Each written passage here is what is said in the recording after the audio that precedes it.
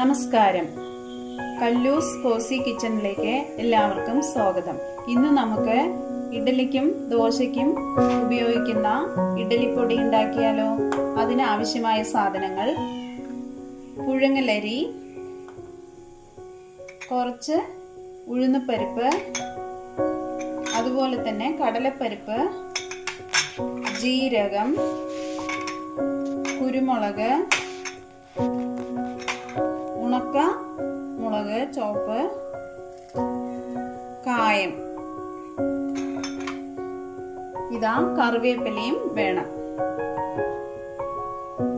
ഇത് നമുക്ക് കഴുകിയെടുക്കാം. അരി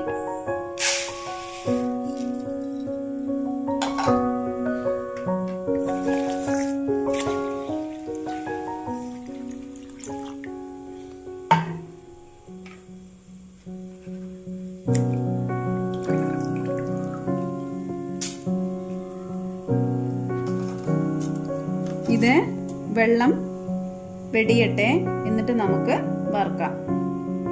അരിയെല്ലാം വെള്ളം വെടിഞ്ഞിട്ടുണ്ട്, നമുക്ക് വറുത്തെടുക്കാം.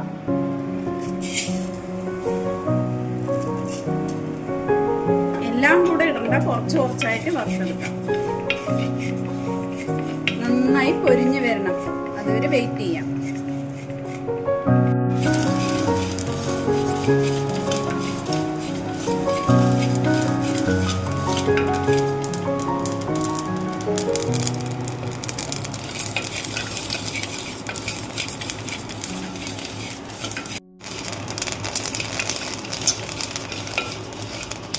ഇതെല്ലാം പൊട്ടി പൊട്ടി വരുന്നുണ്ട്, ആവാറായിട്ടുണ്ട്.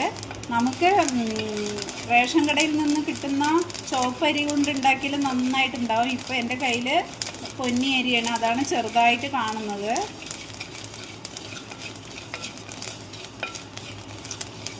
എല്ലാം പൊട്ടി വന്നിട്ടുണ്ട്, നമുക്ക് എടുത്ത് മാറ്റാം.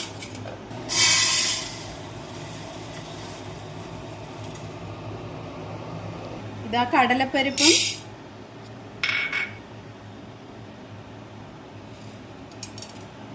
ഇതാ ഉഴുന്നുപരിപ്പും ഇട്ട് നമുക്ക് നന്നായിട്ട് വറുത്തെടുക്കാം.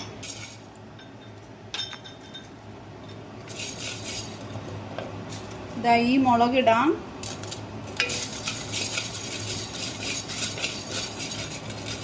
കായം നമുക്ക് വേറെ ചൂടാക്കി എടുക്കണം, മുരിച്ചെടുക്കണം.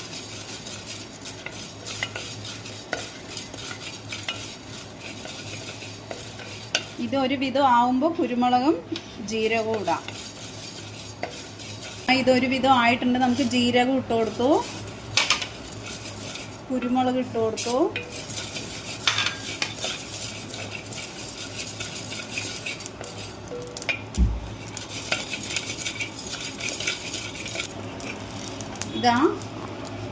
ഇതായിട്ടുണ്ട്, അതിൽ കൊട്ടാം. ഇതിൽ തന്നെ നമുക്ക് കറിവേപ്പില ഇട്ടിട്ട് വെക്കാം, അപ്പോൾ അത് മൊരിഞ്ഞ് കിട്ടും. നമുക്ക് കായം വേറെ പാത്രത്തിലിട്ട് ചൂടാക്കാം.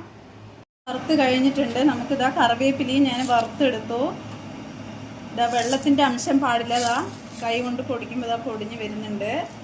ഇതാ കായവും ഞാൻ എണ്ണ ഒഴിക്കാതെയാണ് വറുത്തെടുത്തത്. എന്നാലേ നമുക്ക് ഈ പൊടി, ഇഡ്ഡലിപ്പൊടി കുറേ 2 മാസമൊക്കെ ഇരിക്കുള്ളൂ. ഇത് തണുക്കണം, എന്നിട്ട് വേണം മിക്സിയിൽ പൊടിക്കാൻ, ഉപ്പ് ഇട്ടിട്ട്. പൊടി ആവും, തണുക്കുമ്പോഴേക്ക് ഇഡ്ഡലി ഒഴിച്ച് വേകാൻ വെക്കാം.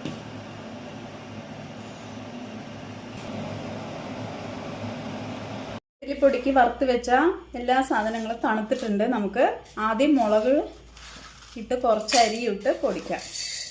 ഉപ്പിടണം. ഉപ്പ് നമുക്ക് ലാസ്റ്റ് ഇട്ടിട്ട് ഒന്നായിട്ട് മിക്സ് ചെയ്തിട്ട് പൊടിക്കാം. കുറച്ച് അരിയും കൂടെ ഇട്ട് പൊടിച്ചെടുക്കാം.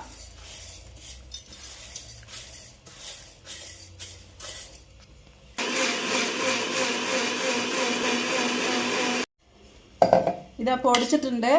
ഒരുപാട് ഇടിയപ്പത്തിൻ്റെ മാവിനെ പോലെ ഒരുപാട് ഇത് വേണ്ട, കുറച്ച്. ഇതെല്ലാം മിക്സ് ചെയ്തിട്ട് നമുക്ക് ഉപ്പ് നോക്കണം.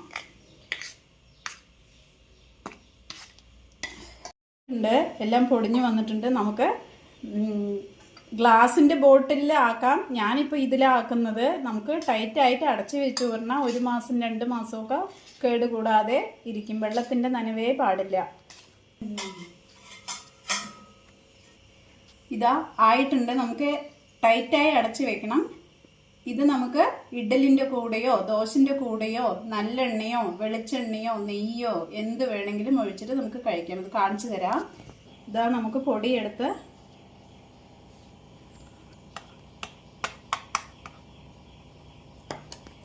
നല്ലെണ്ണ ഒഴിച്ചു. നെയ്യ് വേണമെങ്കിൽ ഒഴിക്കാം, വെളിച്ചെണ്ണ വേണമെങ്കിൽ ഒഴിക്കാം. ഞാൻ ഇപ്പോൾ നല്ലെണ്ണയാണ് ഒഴിച്ചിരിക്കുന്നത്.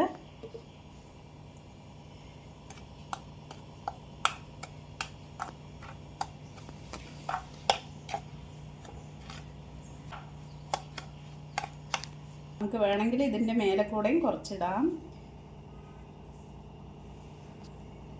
ഇതിൽ ഏതെങ്കിലും വെളിച്ചെണ്ണയോ നെയ്യോ നല്ലെണ്ണയോ ഒഴിച്ച് കഴിക്കാതിരുന്നാൽ നമുക്ക് തൊണ്ടയിൽ പിടിക്കും. അതുകൊണ്ടാണ് ഈ എണ്ണ ഒഴിക്കുന്നതിൻ്റെ രഹസ്യം.